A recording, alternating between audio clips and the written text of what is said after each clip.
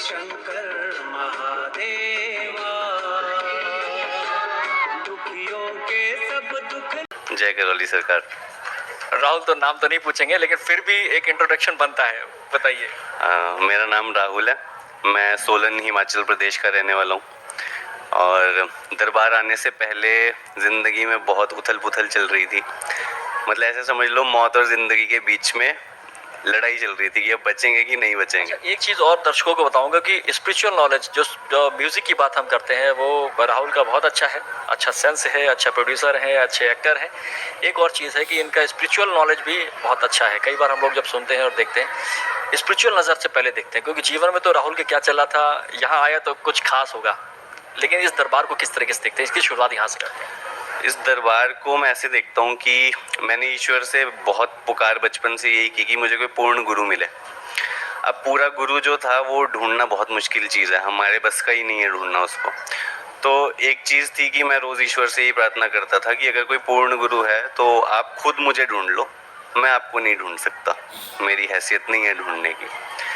तो उसके बाद जब मैं दरबार आया तो आज तक जैसे मैंने गुरु ग्रंथ साहब पढ़ा या हमारे जो धर्म ग्रंथ भगवत गीता पढ़ी, तो उसमें जो पूर्ण गुरुओं के बारे में जो लिखा वो सभी आंखों देखने को मिला।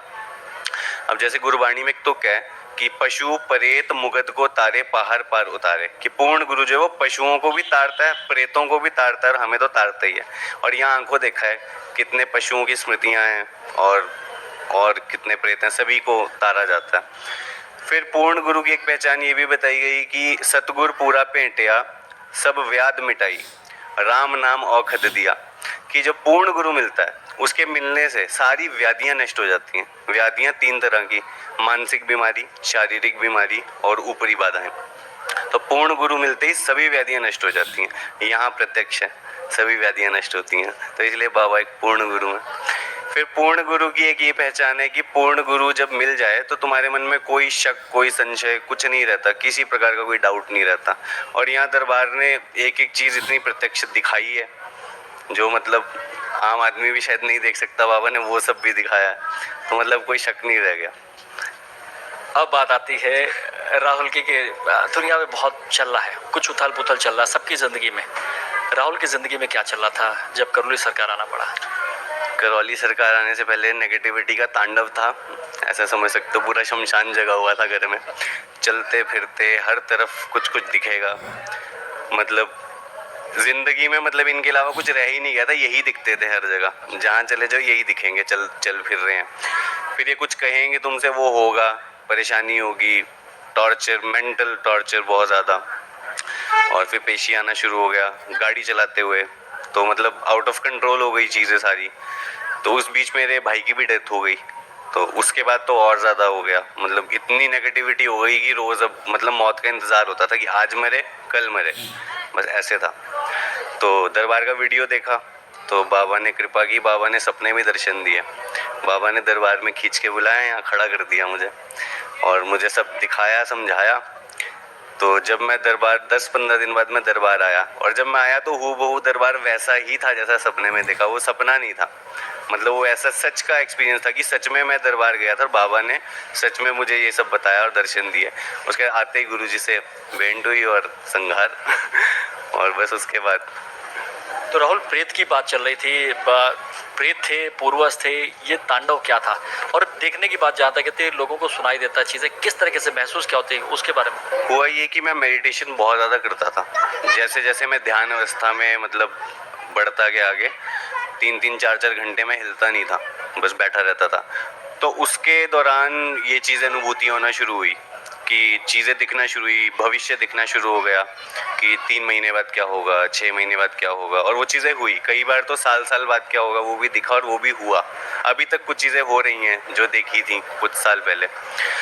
तो वो चीज़ें दिखने लगी तो पहले मैं सोचता था कि शायद वहम है, ये है, पर वो चीज़ें फिर सच भी निकलती थी। अब जैसे किसी के घर में कोई दिखता था तो उसको पूछता था कि ये ऐसे ऐसे है, तो वो लोग डर जाते थे कि तुम्हें कैसे पता कि ये हमारे यहाँ रहता था या रहती थी, इसकी डेथ हो गई। तो ऐसे ऐसे बहुत से एक्सपीरियंसेस हुए। तो मतलब उसके बाद तो एक टाइम ऐसा आ गया था कि इतना साफ दिखना शुरू हो गया कि जैसे इंसान चलते दिख रहे हैं वैसे ही ये भी चलते फिरते दिखते थे। मतलब इतना ज़्यादा हो गया था। घर के अंदर, घर के बाहर, सब जगह। घर के अंदर तो इतने ज़्यादा थे, आप पूछो मत।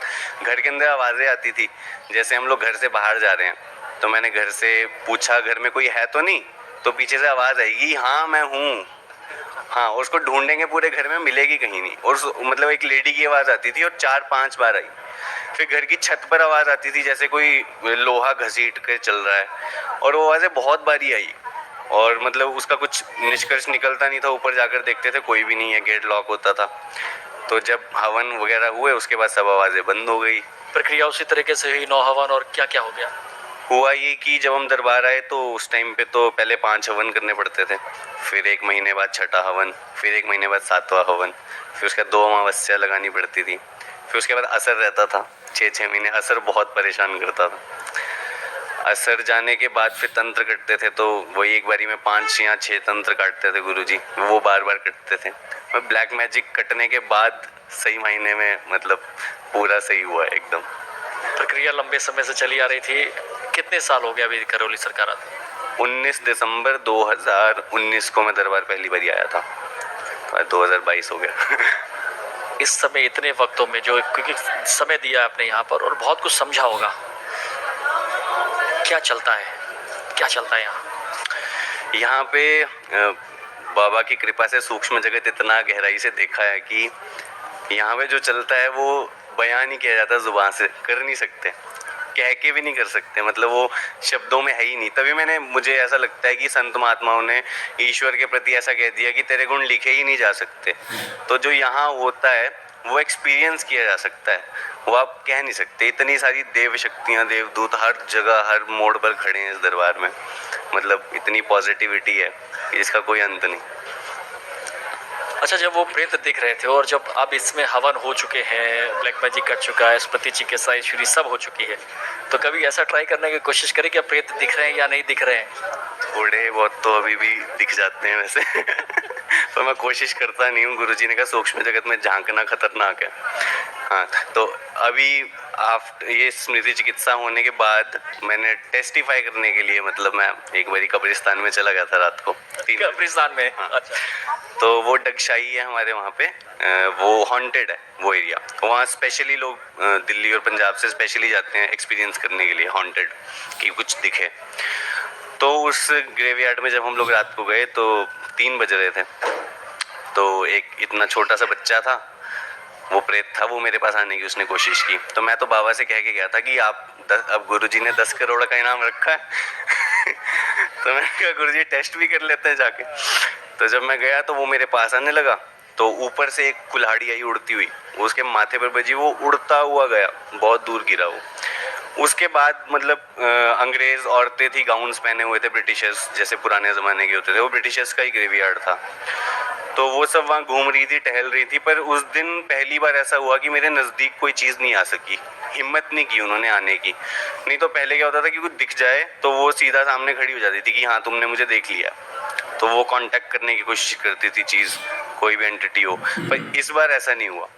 अच्छा, उसके बाद क्या हुआ कि उसके बाद ऐसा अनुभव हुआ है कि किसी दरगाह के पास चले जाओ, किसी ऐसी जगह चले जाओ, तो वहाँ से ये चीज़ें अब हमसे डर के भागती हैं। हाँ, इनके कुटाई होना शुरू हो जाती है, मतलब ये आंखों देखी बात। ये कोई ऐसा एक्सपीरियंस भी किया? हाँ, मेरे भाई की शादी हुई थी, तो जो भाभी हैं उनके घर के बाहर ही मजार थी, तो हम उनको लेने गए विदाई के लिए। जब वहाँ गए तो मजार में मैंने देखा कि यहाँ कुछ है ही नहीं, तो बना के रखा है कि मतलब क्यों बना रखी है, कुछ है ही नहीं, एक प्रेत नहीं है, कुछ भी नहीं है। तो अंदर बैठे, थोड़ी देर बाद देखा तो सीढ़ियों से ऊपर नीचे सब भाग रहे हैं, जिन खबीज जितने भी थे, और सब की कुटाई चल रही है दरबार की, और वो सब भाग रहे हैं। तब पता चला कि वो तो हमारे से डर के भाग गए। एक मान्यता जो गुरुजी लगातार बताते हैं कि जो आप जाएंगे और कहीं नेगेटिव एनर्जी है तो वो वहाँ से जाएगी। हाँ, ये सुना था, पर ये एक्सपीरियंस भी करवाया गुरुजी ने, ये देखा आंखों से कि सच में भागते हैं डर के। अच्छा, तो जो कोई बीमार व्यक्ति है वो भी ऐसा हो जाएगा, हाइपर हो जाता है, क्योंकि कुटाई शुरू हो जाती है। वो ऐसे कोशिश करेगा कि आप भाग जाओ बस वहाँ से, वो इतना बेइज्जत करने की कोशिश करेगा, कुछ करेगा कि तुम बस यहाँ से चले जाओ। तो ये एक्सपीरियंस में है कि सच में नेगेटिविटी दूर भागती है तुमसे। अच्छा राहुल, ये सिर्फ आपके जीवन में चला था या घर में और भी लोगों के साथ था, फादर मदर के साथ? घर में मेरी मदर के साथ भी था, और मदर के साथ क्या धीरे धीरे सभी को कुछ कुछ एक्सपीरियंसेस होना शुरू हो गए थे। जैसे मेरी बहन को भी एंग्जाइटी अटैक्स आना शुरू हो गए, उसको हाफ पैरालिसिस अटैक हुआ 2 बार।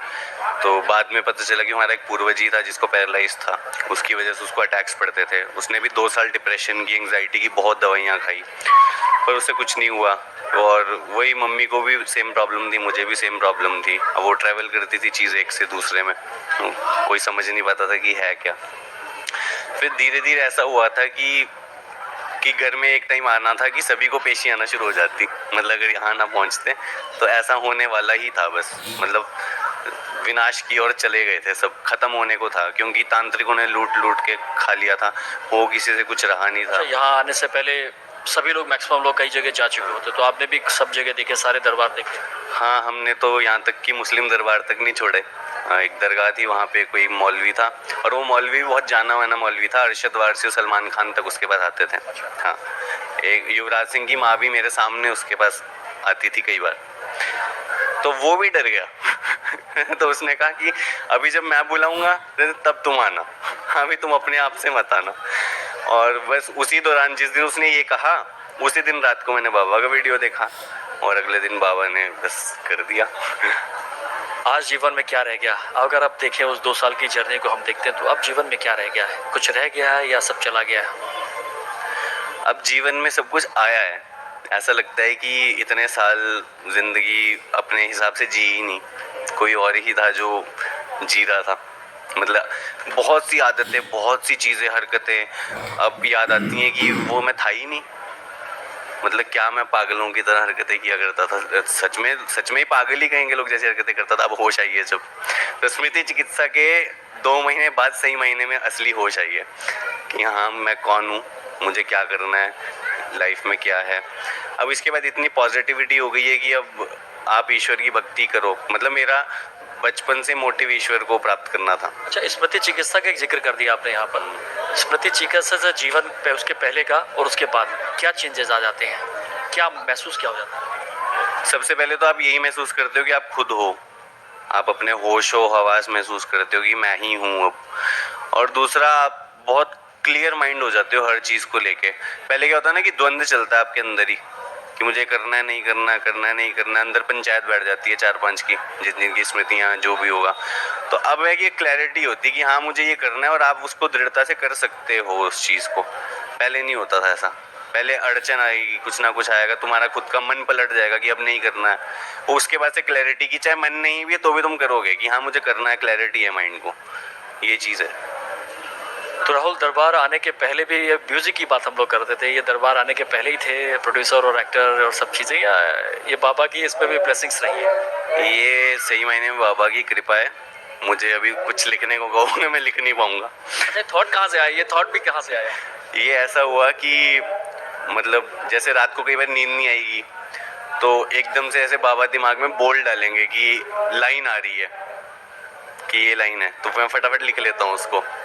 मतलब एक अलग सी कोई धुन सी होगी, उस पर लाइन आना शुरू हो जाएगी कि हाँ इस पे ये ऐसे ऐसे लिखो। फिर उसमें कुछ जगह में अटक जाऊंगा कुछ दिन, फिर मैं कुछ दिन छोड़ देता हूँ उसको लिखना। फिर मैं बाबा से प्रार्थना करता हूँ, बाबा आपका भजन है, अब आप ही ने लिखाना है। उसके बाद फिर सडनली एकदम से अर्ज उठेगी कि हाँ ये लिखना है, वो लिख के पूरा हो जाता है। मैं उसको क्रॉस चेक भी नहीं करता हूँ, जो लिख दिया वो मैं सीधा भेज देता हूँ कि भैया ये गाना है। वो बाद में वो गाकर अपने हिसाब से करके भेज देते हैं। वो कौन सी बात है जो इतने समय के बाद भी अभी राहुल गुरुजी से नहीं कह पाया? क्या?